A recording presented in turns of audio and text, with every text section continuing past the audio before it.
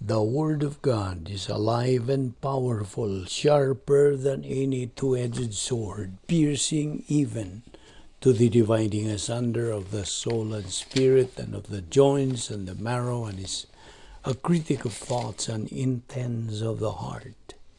All Scripture is God-breathed, and is profitable for doctrine, for reproof, for correction, for instruction in righteousness, that the man of God might be mature, thoroughly equipped unto all good works. John 3:3, unless a man be born again, he cannot see the kingdom of God.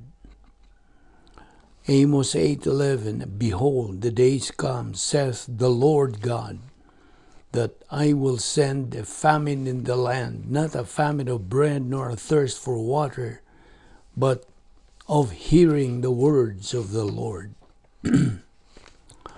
Romans 1:16, for I am not ashamed of the gospel of Christ, for it is the power of God unto salvation to every one that believeth, to the Jew first, and also to the Greek. Verse 17, for therein is the righteousness of God revealed from faith to faith, as it is written, the just shall live by faith. Galatians 6:9, and let us not be weary in well-doing, for in due season we shall reap if we faint not.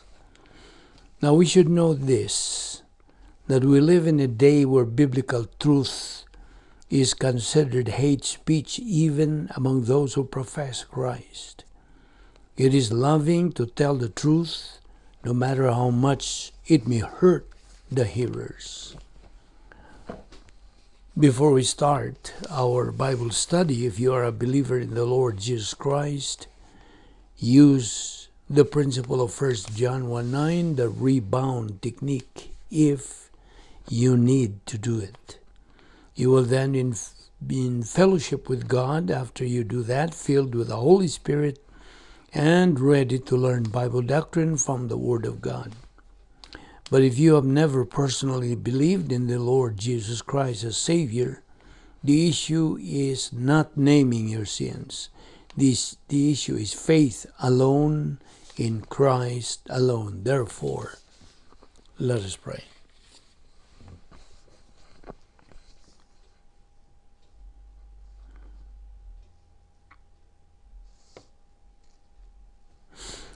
Heavenly Father, we are here once again because we love the Word, because we are members of your royal family through our faith in your Son, the Lord Jesus Christ.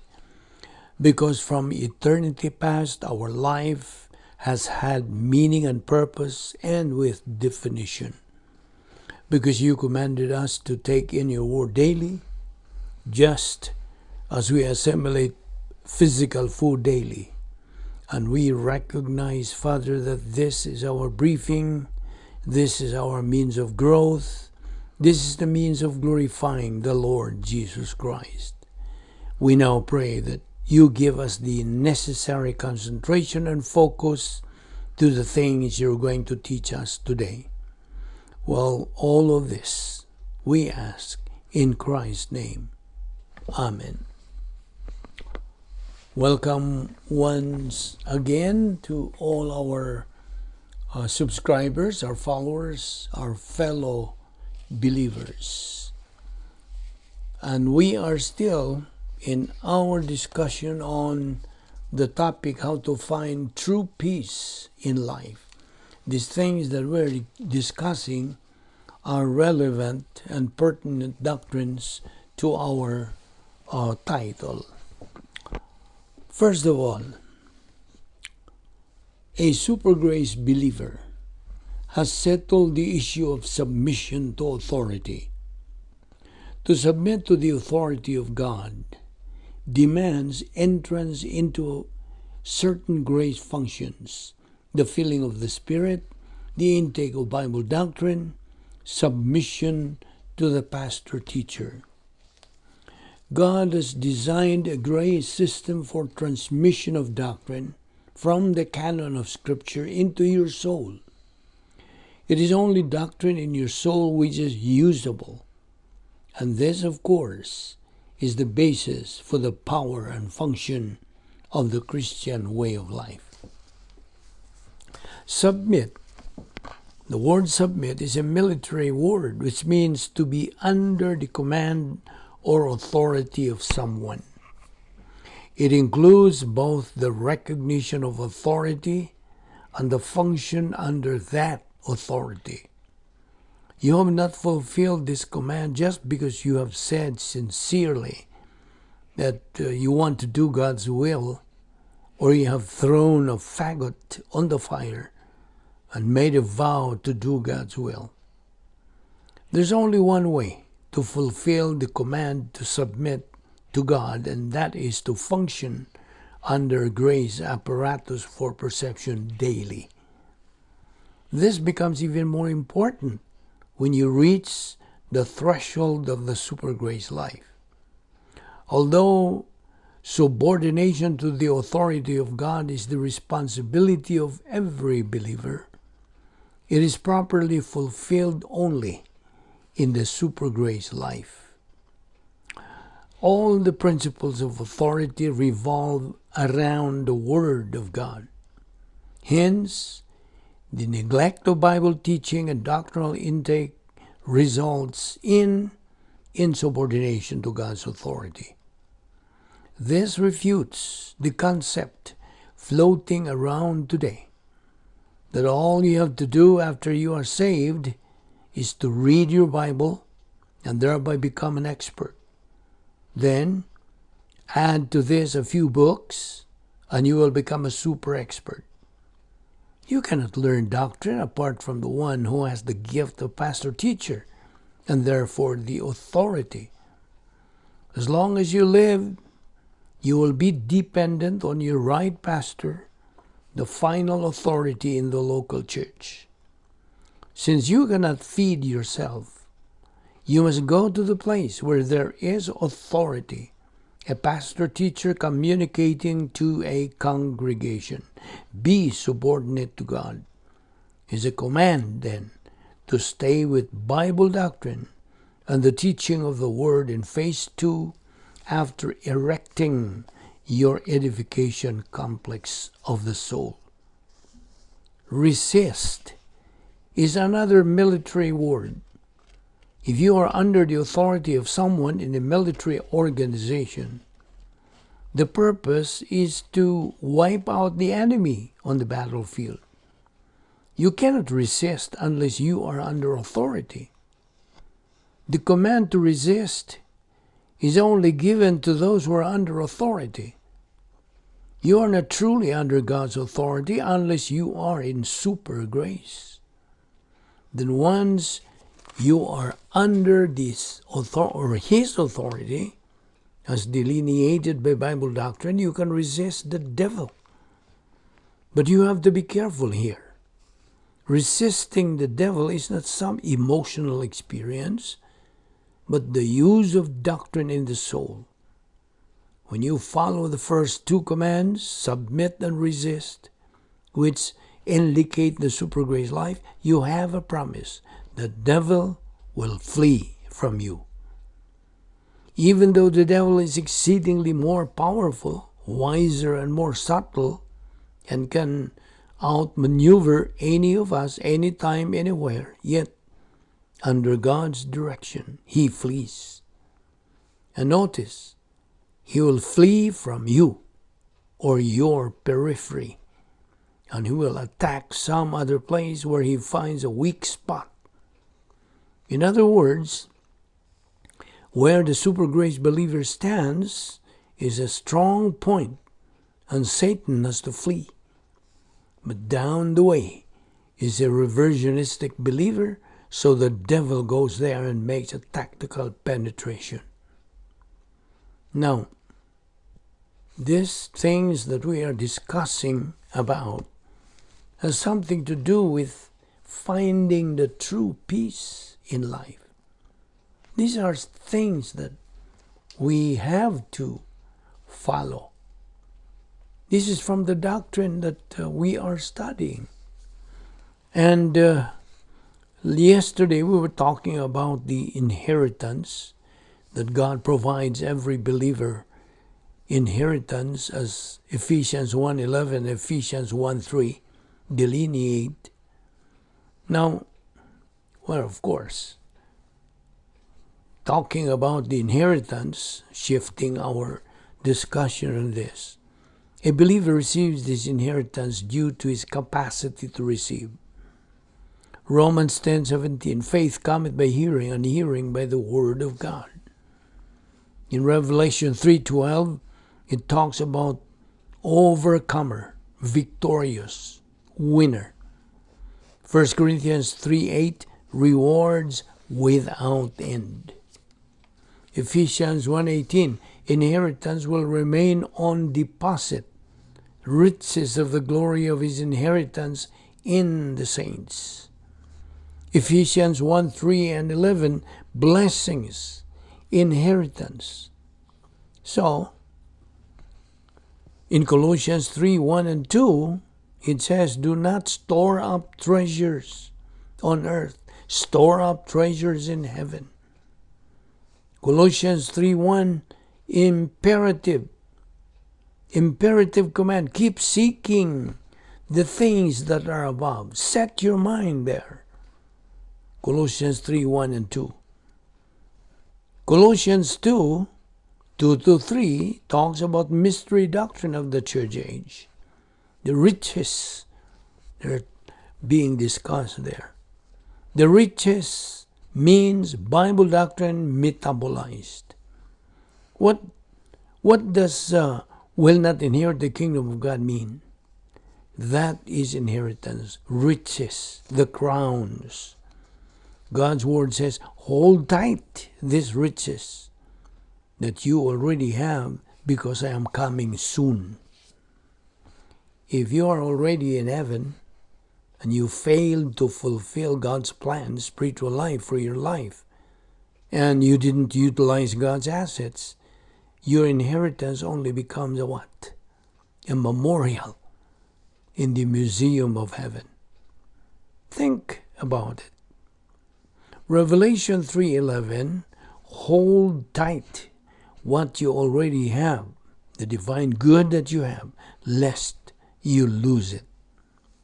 You see, every believer's goal is to execute the protocol plan of God and produce divine good, God's riches that glorifies God. Riches of wisdom is every believer's goal. To grow up spiritually is normality to every believer. Not to grow up spiritually is abnormality. Did you hear me right? I repeat, to grow up spiritually is normality to every believer. But not to grow up spiritually is abnormality. Every divine good produced by a believer has an equivalent reward. A believer's inheritance in the kingdom of God. Now let's remember that we are living in the church age period, an age of equal privileges and equal opportunities. A loser believer, when he goes to the eternal state, loses his rewards.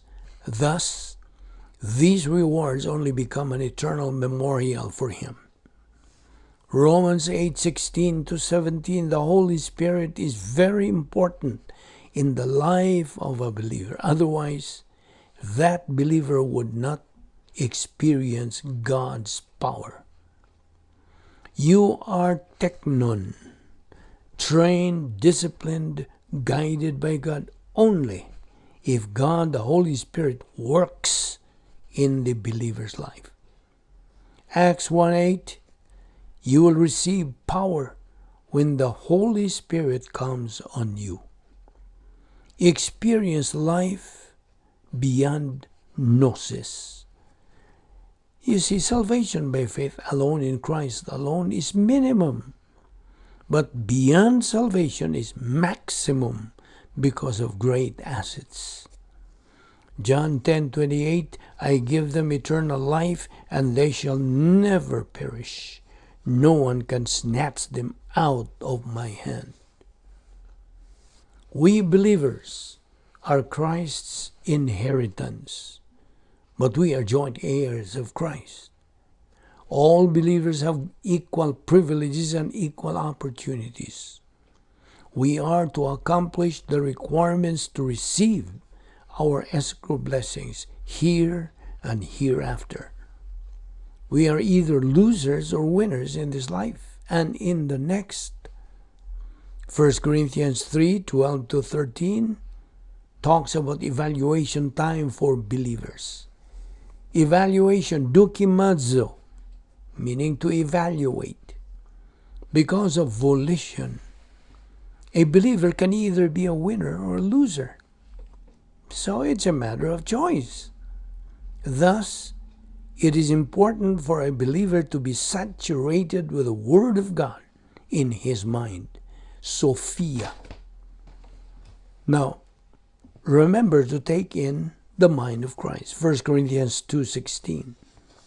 Romans 14:12. We shall all give an account to God. Now, in the evaluation time, Christ will ask us, did you imitate me while you were in the world? 1 John 2:28, there is shame when we face the Lord Jesus Christ if we are losers.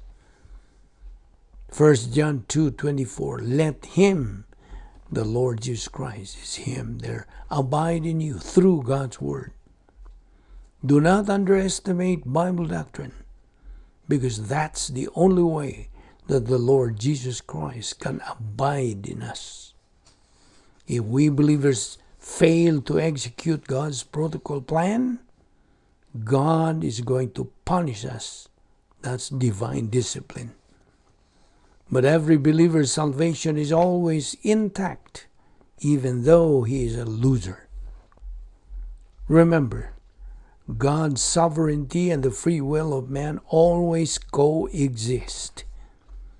A loser believer's rewards, escrow blessings in eternity, only are on deposit as a memorial for lost opportunities while on earth.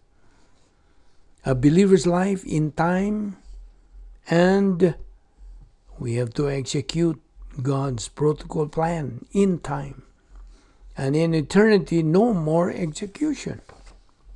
Everything is done. God wants believers to be winners here in phase 2 and in phase 3.